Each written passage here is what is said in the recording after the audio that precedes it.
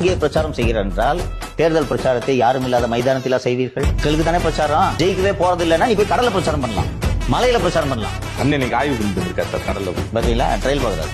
அங்க போய் பிரச்சாரம் பண்ணலாம், யாருக்கும் பிரச்சனை இல்லை. நீ போய் போட்டு மீன் கிட்ட பேசிக்கலாம், ராஜா என்ன ராஜா தண்ணி குடிச்சா ராஜா, தண்ணி உப்பா இருக்கு, தண்ணியில ஏதோ பனிப்பாறை இருக்கா, கப்பல் அங்க போற இருக்குதான்.